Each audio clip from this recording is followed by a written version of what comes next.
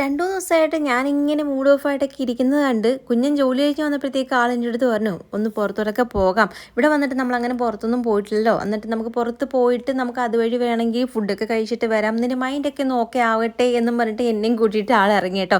അങ്ങനെ നമ്മൾ വീട്ടിൽ നിന്ന് ഇറങ്ങിയിട്ട് എങ്ങോട്ടാണ് പോകേണ്ടതെന്നൊന്നും അറിയത്തില്ല. ചുമ്മാ ഇങ്ങനെ ട്രാവൽ ചെയ്ത് വന്ന സമയത്ത് KFCയിൽ കയറിയാലോ എന്ന് വിചാരിച്ചു. ഇന്ന് ബുധനാഴ്ച കേട്ടോ, ഓഫർ നടക്കുന്ന ദിവസമാണ്. ഉള്ളിലോട്ട് കയറി കഴിഞ്ഞപ്പോഴത്തേക്ക് ഭയങ്കര തിരക്ക് കേട്ടോ. അവിടെ നിന്ന് ഇങ്ങനെ ആൾക്കാർ കൂട്ടം കൂടി നിൽക്കുകയാണ്, അത്രയ്ക്ക് തിരക്ക്. ഇന്ന് ബുധനാഴ്ച ഓഫർ നടക്കുന്ന ദിവസമല്ലേ, 399 ഓഫർ ഉണ്ടല്ലോ. അപ്പോൾ ഞങ്ങൾ ആദ്യം പോയത് പോളയത്തോടായിരുന്നു. അവിടെ ചെന്നപ്പോൾ ഭയങ്കര തിരക്ക് കാരണം ഞങ്ങൾ പിന്നെ അവിടെ നിന്ന് ഇറങ്ങിയിട്ട് നേരെ കടപ്പാക്കടയിലോട്ട് വെച്ച് പിടിച്ചേട്ടോ. അങ്ങനെ അവിടെ വന്നപ്പോഴത്തേക്ക് നമുക്ക് തിരക്കൊന്നും ഇല്ലെങ്കിൽ അവിടെ കയറാം, ഇല്ലെങ്കിൽ നമുക്ക് വേറെ എവിടെയെങ്കിലും കയറി ഫുഡ് കഴിച്ചിട്ട് പോകാം എന്നൊക്കെ ഉള്ളൊരു പ്ലാനിങ് ആയിരുന്നു.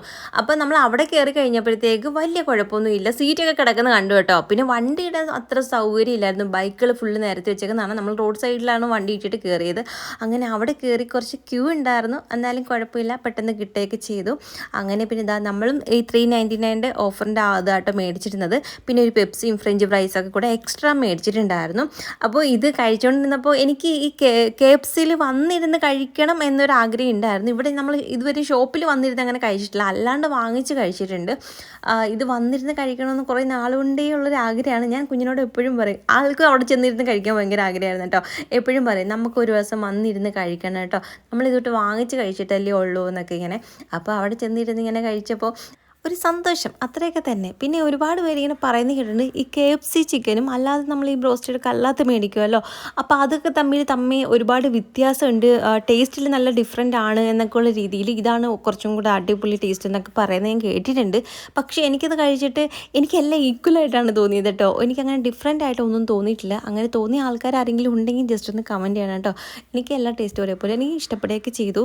കുഞ്ഞിന് പക്ഷേ ഇഷ്ടപ്പെട്ടു. പക്ഷേ ആളിൻ്റെ ഇത് പറയായിരുന്നു, നീ അന്ന് ഉണ്ടാക്കി തന്നതിൻ്റെ ഇതിനേക്കാളും ടേസ്റ്റ് ആയിരുന്നു അതിന് എന്നുള്ള രീതിയിലാട്ടോ കുഞ്ഞൻ പറഞ്ഞത്. നമ്മൾ ബ്രോസ്റ്റഡ് ഉണ്ടാക്കുന്നതിൻ്റെ വീഡിയോസ് നമ്മൾ ഇട്ടിട്ടുണ്ടായിരുന്നല്ലോ നമ്മുടെ ചാനലിൽ.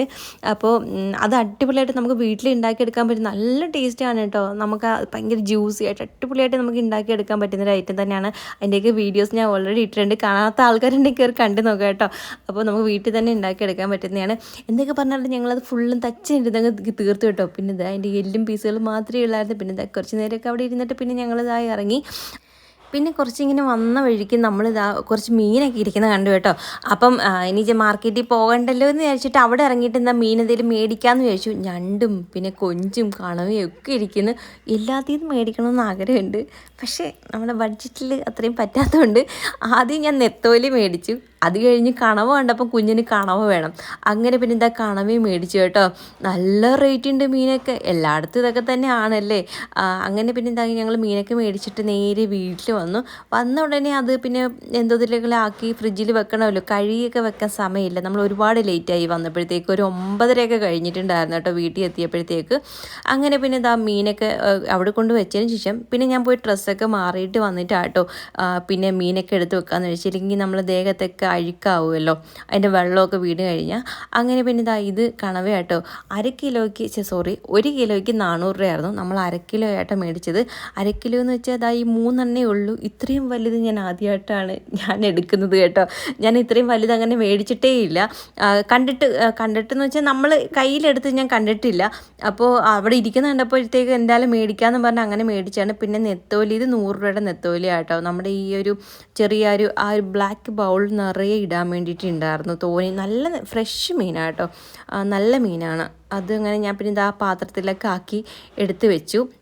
അത് നിറച്ചിടാനുണ്ടായിരുന്നു. പിന്നെ ഇതൊക്കെ കണവ എന്തോതി വെക്കണമെന്ന് എനിക്കറിയത്തില്ല, നല്ല നീളമുണ്ടല്ലോ.